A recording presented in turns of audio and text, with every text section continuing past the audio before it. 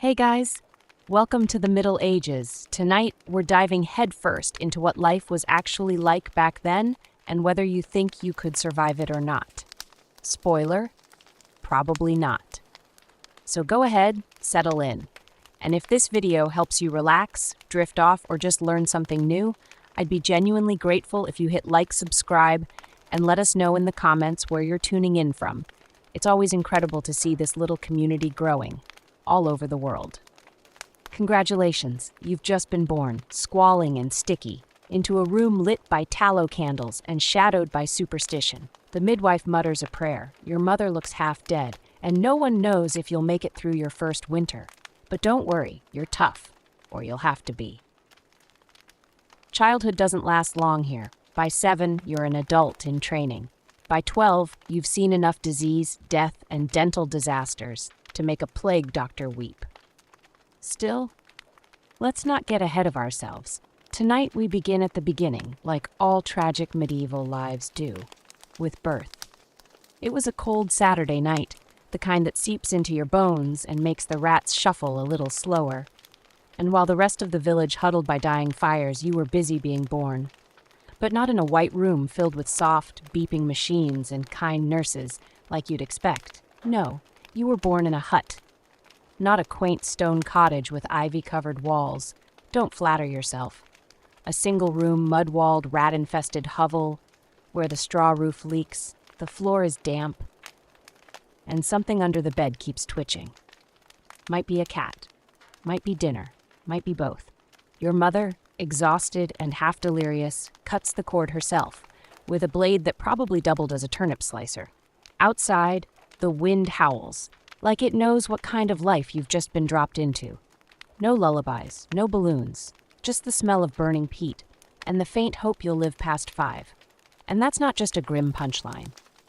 Back then, surviving childhood wasn't expected. It was a stroke of luck.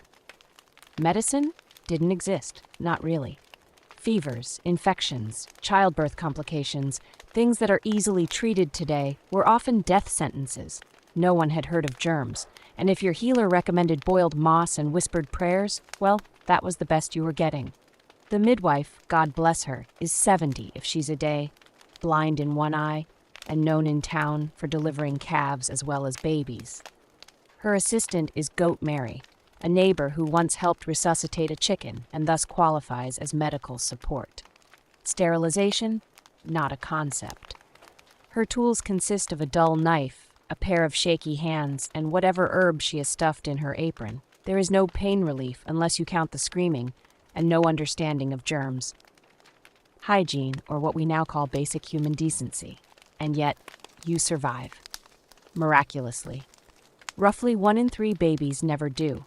They're lost to infection, difficult labor, or bad luck. Your mother? If she lives, she'll be back on her feet tomorrow, trudging to the fields, or scrubbing pots, with a fresh tear somewhere the candlelight won't reach. There are no maternity leaves in feudal society, just survival.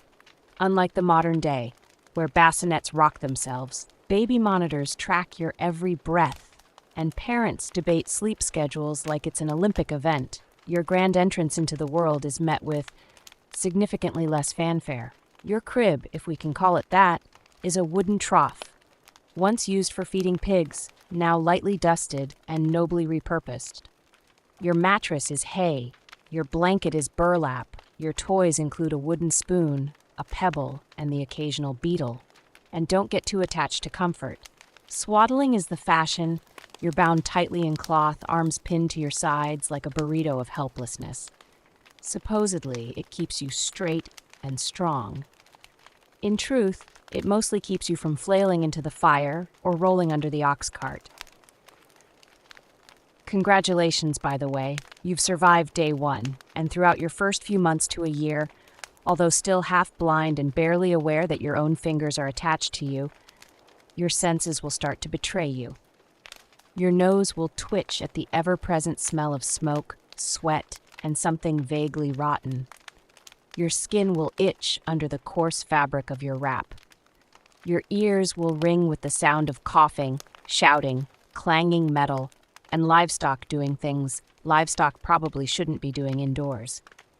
you will have no choice but to notice that everything around you is extremely dirty, and not the kind of dirty that can be fixed with a mop. This is a world without soap as we know it, without plumbing, and without any real concept of sanitation. Water is fetched from a stream that animals also bathe in. Waste is thrown in the street or out the window. Lice are not a possibility, they are a certainty. You realize your parents aren't neglectful because you wouldn't even know what neglect looks like. There's no concept of quality time or parenting styles. Love in this world is keeping you alive one more day. If you're breathing and fed, however poorly, that's affection in action. In medieval times, women mostly existed within the borders of survival and silence. Your mother likely married young, perhaps before she even understood what marriage meant. Her worth is tied to how well she keeps a fire going, bears children, and turns near starvation into something edible. There's no room for dreams, hobbies, or self-discovery. Her hands are raw, her back aches, and if she pauses too long, something or someone goes hungry. She spends most of her day trying to stretch a handful of barley into something resembling a meal. She bakes, boils, scavenges, sometimes all at once. If the animals haven't died from disease or starvation, she's milking the goat or chasing a chicken that's decided it no longer wishes to be dinner. And that's on a good day. Your father doesn't fare much better, because he's probably only touched you a handful of times. Once when you were born, once when you nearly rolled into the hearth, and maybe once more when you stopped breathing for a terrifying second. Out of necessity, not affection. His love isn't spoken, it's blistered into his palms and limped into the house on swollen feet. He doesn't tuck you in at night or read you stories. He doesn't have the luxury. His days start before dawn and end when there's no light left to see the dirt he's breaking his back over. If he's a peasant, and odds are he is, his life is dictated by the land. Not the land he owns, of course. He works another man's field, harvesting grain he'll barely taste, and paying rent for the privilege. You see, owning land isn't just rare, it's practically impossible for someone like him. In medieval society, land is power, and power is inherited, not earned. The king owns everything, technically. He grants chunks of it to nobles, who grant chunks to knights. And at the bottom of this muddy pyramid are people like your father, serfs, or tenants, allowed to live on the land, only if they work it. A baby might be born strong, only to die from an infected cut, or a fever no one knows how to treat. The village midwife means well, but she might deliver 3 babies in a row using the same cloth, the same hands, the same knife, washed only by breath and faith. Food is another silent threat. Malnutrition doesn't just mean going hungry. It means being too weak to fight off even a mild illness. Grains might be moldy, milk could be contaminated, and meat is a luxury that's often more dangerous than nutritious. One wrong bite, and you've got food poisoning. Or worse, worms. Every meal is a coin toss between nourishment and illness. Water? Also risky.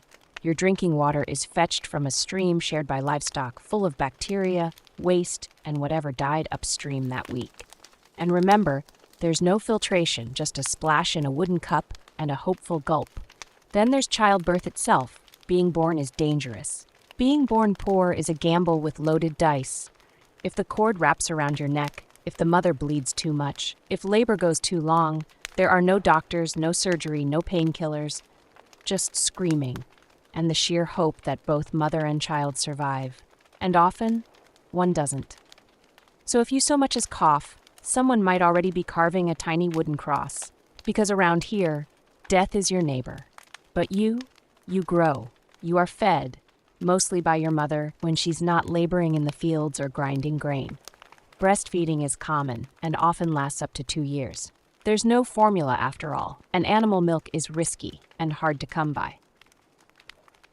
If she dies or if she can't produce milk, you're handed to a wet nurse, who may be nursing 5 other babies in various stages of misery.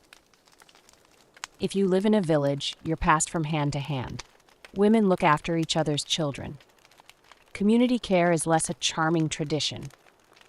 and more a survival strategy. Infants are tied to backs with cloth, left in baskets near fires, propped up in corners while adults work. There are no child-proof edges, no toys with safety warnings. If you can grab it, then you can probably choke on it. And then there's the church.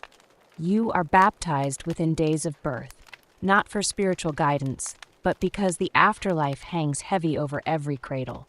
If you die unbaptized, your soul is said to wander, forever unblessed. So the local priest, who may or may not be sober, mutters a few Latin phrases over your damp, screaming body, and just like that, you're officially on God's books. No one expects you to remember any of this, but it shapes you. From the very beginning, your life is a quiet battle against the odds. Warmth, food, touch. These are earned, not guaranteed. And if you make it past your first year, congratulations. You're no longer just a baby. You're a survivor. And the real hardship hasn't even started yet. But fast forward. You're 3 years old enough to be upright, mostly steady on your feet, and therefore, by medieval standards, no longer useless. Congratulations. That means you can now roam barefoot through fields fertilized with whatever came out of a cow, a pig, or your neighbor's chamber pot. The earth is rich, you see, and human waste is free. The village smells like a stew of wet straw, dung smoke, and open wounds. Playtime is a generous term.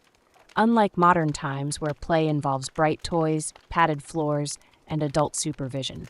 Here it's survival training in disguise. You don't have action figures or stuffed animals. You have geese. And if you think that sounds fun, you've clearly never met one. These aren't gentle barnyard companions. They're feathered warlords with dead eyes and serrated tongues, and they've declared the entire yard their kingdom. Trespassers will be pecked. You spend your afternoons being chased by livestock, throwing pebbles at chickens or squatting in the mud trying to poke a frog with a stick. If you're feeling bold, maybe you chew on tree bark. If you're lucky, there's no worm in it. If you're really lucky, you find a dead squirrel and try to figure out whether it's still good enough to eat. Spoiler, it's not, but you might still try. Occasionally, you amuse yourself by tossing rocks into the village well. Yes, the same well your family drinks from. It makes a nice splash, and there's something satisfying about the thunk of stone hitting water far below.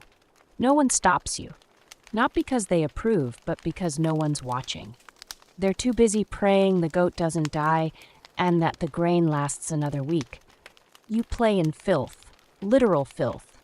The ground is caked in mud, manure, and God knows what else. You've never seen a toy store. You've never heard the words child safety. You learn to balance on slippery logs across ditches filled with human waste, because falling in once is all it takes to develop a lifelong fear of puddles, or to develop dysentery. Insects. Constant companions. You don't scream when a beetle crawls across your leg. You inspect it. You give it a name. You teach it tricks. Sometimes it's your only friend. Sometimes it's lunch. That's the thing about childhood here. It's not about fun. It's about becoming useful. You might get a carved stick from your father if he has time. Or a rag doll stuffed with straw if your mother has any scraps left after patching the family's clothes. But more often, your toys are broken tools, pieces of wood or bones. Not sanitized, not cleaned, just bones. And there's no clean line between play and work. One moment you're giggling at a rat scurrying across the floor. The next moment, your mother's shouting at you to help chase it out of the grain bin before it infects the entire winter store. One moment, you're splashing in a puddle. The next, you're being sent to fetch water, twice your body weight, in buckets that dig into your collarbones. You're being trained, through chaos and exposure, to survive a world that doesn't care if you make it to 10. Childhood, in the medieval world, is less about wonder and more about gradually earning the right to be miserable full time. And the faster you learn to carry your weight, the more likely it is that you'll keep breathing long enough to complain about it. But somehow, in between the terror of geese and the danger of ditches, you do find moments of joy. You laugh, you shriek, you chase fireflies. or whatever the medieval equivalent of a firefly is. You learn how to hop over dung piles like a champion, you get strong, you get clever, you adapt. And somehow, even though you've never seen candy, your teeth are already rotting. Bread is tough, water is acidic, and grains are milled with stones that leave trace amounts of grit in every bite. Every meal is sandpaper for your gums. You're teething on what might as well be bricks. Cavities form, infections follow, and there is no dentist, just the village blacksmith and a pair of iron tongues. Good luck. What about education, you ask? Don't be ridiculous. Unless you're born to nobility or the church takes a suspicious liking to you, there's no school, there's no alphabet. Your curriculum consists of watching your parents struggle and learning what not to step on. Reading is for monks. Writing is for scribes. You're destined to learn how to carry firewood without setting yourself on fire. That's enough. But you are learning, just not from books. You learn how to tell if a goat is sick by the way it sneezes. You learn which mushrooms don't kill you through a generous amount of trial and fatal error. You learn how to read the sky for storms, how to find your siblings in a fog of wood smoke, and how to spot the difference between napping and died quietly. By the time you're 5, you're not just a child, you're a worker. Childhood as a concept doesn't exist. There's no wait till you're older. You are older. You're expected to help haul water in buckets that weigh more than you do. Your spine bends early, your hands blister fast. You sweep ash from a hearth that hasn't been truly cleaned since the last famine. You chase rats out of grain stores and hope the fleas don't chase you back. Your job isn't a game. People depend on you. If you forget to latch the goat pen, you don't just get scolded, the family loses milk. If you spill the water bucket, someone has to walk back to the well a mile away. If you let the fire go out overnight, there are no matches. You'll be huddling with your family over a cold hearth, praying the embers can be coaxed back to life before the frost turns your toes purple. And always, always you're surrounded by death. Siblings vanish. One day they have a fever, the next they're gone. There's no medicine, no understanding of what went wrong, no time to grieve. Just a shallow grave behind the church and the knowledge that you'll still have to finish your chores after the funeral. If there is one. Your parents don't cry in front of you. They don't have the energy. Grief is a luxury that belongs to people who aren't one bad winter away from starving. Life continues, even if your brother doesn't. And nobody shields you from it. In fact, you're often the one told to carry the news. Or the shovel. So you grow up fast, not because it's noble or inspiring, but because you have no other choice. There are no cartoons, no naps, no soft-spoken teachers telling you you're special. You survive by watching, by mimicking, by avoiding the things that squirm and the people who cough. And somehow, despite the odds, you turn 10. Your childhood, if you could call it that, was brief, more blur than memory.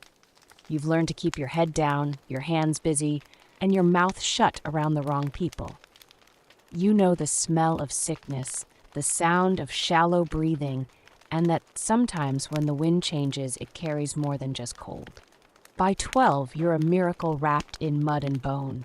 You've outlived half your village's children, buried a sibling or two, and learned that if a cat stares at you too long, it might be an omen. Puberty hits like a club, and with it comes your new life goal. Don't get married to someone with open sores. That's not a joke. Skin conditions in the medieval world range from mildly suspicious to full-on plague adjacent. But unless you're nobility, your standards don't matter.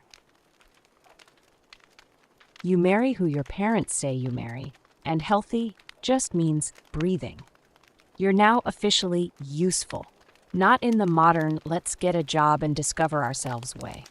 No, useful as in, you have working limbs and can lift things. That means it's time to earn your keep. Whether it's farming, weaving, brewing, skinning animals, gathering firewood, or helping mend roofs, your job is endless labor. From the moment the sun rises to the second it disappears behind the trees. Childhood is over. And if you're lucky, you had one. You might think, okay, hard work, fine, but at least I can wash the day off me, right? Wrong. In medieval times, full baths were rare luxuries, maybe once a month. That's assuming there hasn't been a drought, a flood, or a sheep giving birth in the only clean water source. And to top it up, bathing wasn't really private or pleasant. It was communal, awkward, and usually cold.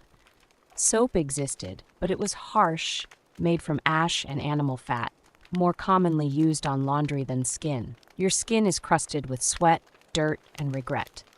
To relieve yourself, you pee in a bucket, or outside, or in a hole. There's no bathroom. There's barely a word for privacy. You share your bed, if you have one, with siblings, cousins, and maybe a chicken who refuses to sleep anywhere else.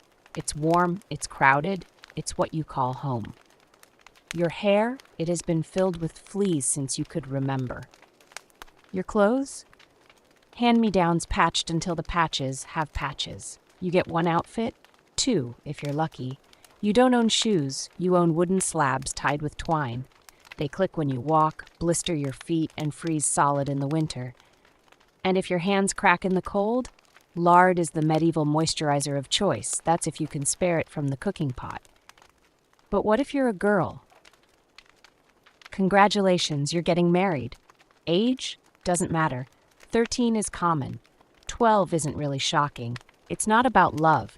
It's about land, alliances, and livestock. Your new husband is probably a stranger, maybe 10 years older. But hey, he owns 2 pigs and most of his teeth. That's practically a love match. You move into his family's home, take care of his siblings, and begin having children before you've finished being one.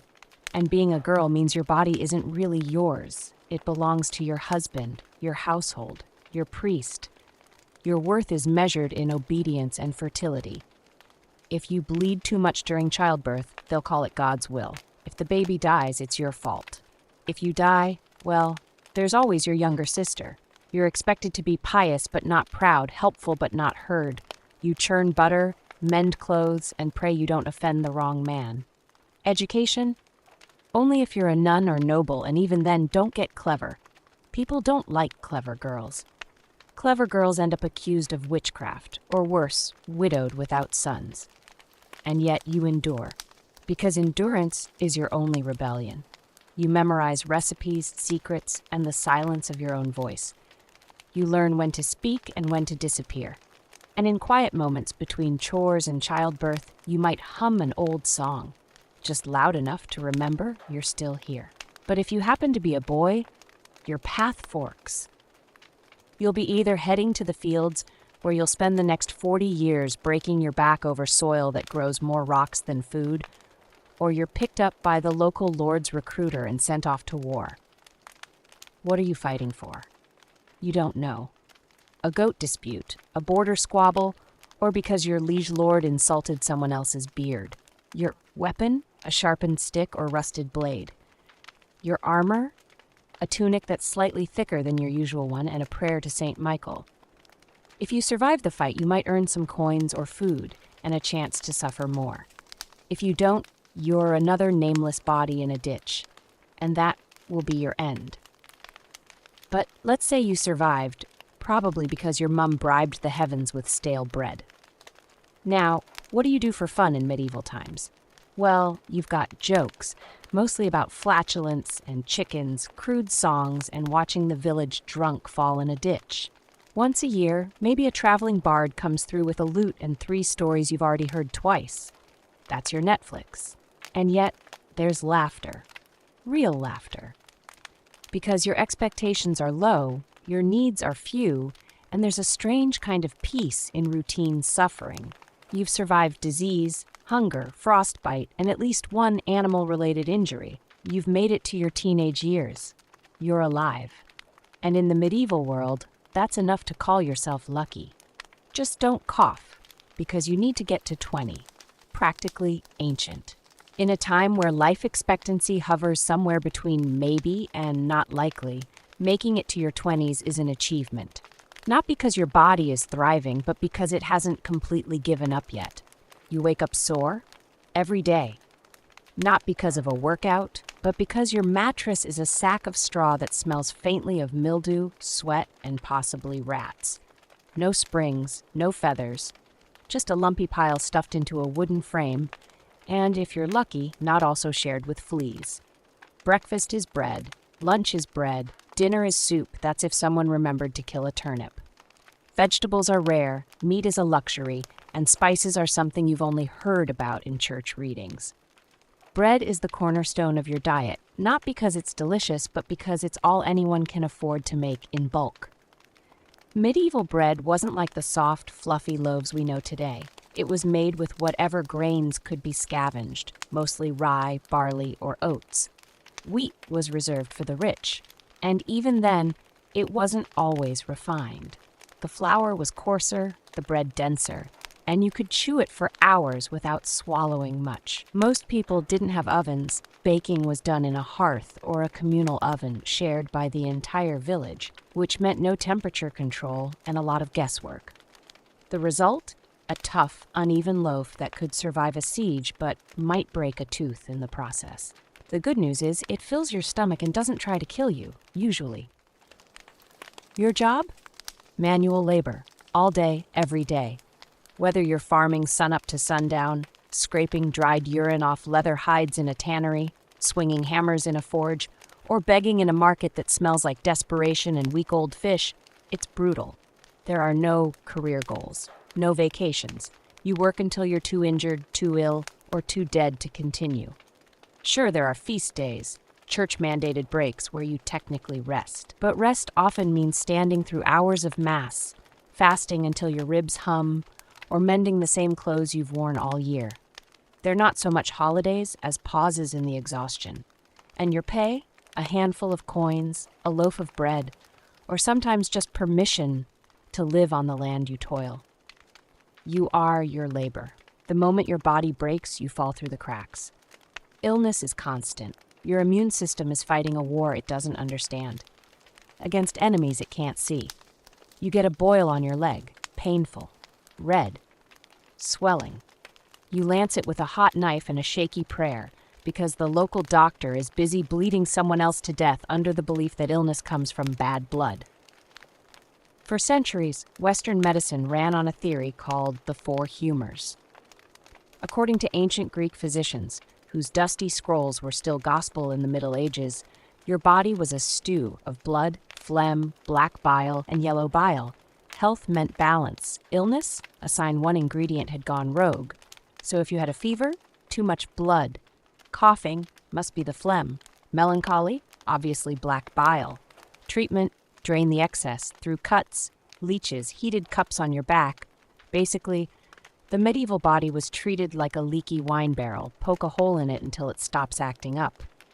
It didn't help that recovery was sometimes pure luck. People occasionally did get better after being bled, usually because the body fought through despite the treatment, not because of it. But in a world without microscopes or germ theory, superstition wore the crown and tradition held the knife. So you bleed and pray and hope your humors behave. You believe in demons, curses, and that God punishes people who sneeze too loud. Superstition isn't a side hobby, it's your entire medical framework. That twitch in your eye? Witchcraft. The rash spreading across your arm? Probably a sin. The only prescription you'll ever get is a prayer, a relic, or a visit to the local priest, who may or may not also serve as the town's amateur exorcist. If you're lucky, you go a whole week without losing a friend to dysentery, fire, or a chimney collapsing. Life here isn't safe, it's barely stable. The chimneys collapse because buildings are slapped together with wood, wattle, and wishes. Dysentery kills because clean water is a myth. And fire? One dropped candle, and your entire street starts kindling. Your social life is the tavern, not for fun, but for escape. You drink warm beer because it's safer than water. The alcohol kills some of the bacteria, though not all, and besides it dulls the ache in your bones. You sit on a rough-hewn bench, scream about taxes, and try not to think about the rat currently nibbling your bootlace. Taxes are a cruel joke. You pay the Lord for using his land. You pay the church for using your soul. You pay tolls for roads, mills, and markets. And if you fall behind, debt. Jail. Worse. You're not living, you're surviving under a pile of obligations that grow heavier every time you breathe. You pray nightly. Not necessarily because you're devout, but because everything hurts and you're only 23 by now. Your joints creak, your teeth ache. You've seen too much death to be hopeful and too little comfort to be at peace. You pray because it's the only thing you can do that doesn't cost money or strength. You pray because maybe, just maybe, there's something better waiting after this. You don't know what's out there, you don't expect to travel, you don't dream of retirement. But for now, you survive one limp, one prayer, one stale hunk of bread at a time. So there you are, 23 years old, with the joints of a 70-year-old and the optimism of a gravestone. You've survived childbirth, childhood, disease, labor, and whatever that smell is coming from the neighbor's side of the hut. You've buried friends, dodged famine, argued with a priest, and somehow you're still here. In the history books, the Middle Ages are all knights, kings, and cathedrals, but the real story, it's you, the common soul. Mud-splattered, aching, and endlessly stubborn. Your life won't be remembered in tapestries or gilded manuscripts, but it mattered. You mattered. Every cough, every laugh, every bowl of turnip stew you managed to choke down, it all carved the path that led to now. So as you lie down to sleep tonight, hopefully in a cleaner, warmer bed than your medieval counterpart, take a moment to reflect on those who came before. The ones who braved disease, hunger, and unimaginable hardship just to keep the wheel of life turning. Because when you close your eyes tonight, remember, you've made it further than most ever could. If you found comfort in this little journey through the past, don't forget to like, subscribe, and let me know in the comments. Could you have survived the Middle Ages, or would you have found your place in the history books? Sleep tight, or maybe don't, because history has a way of keeping you up at night.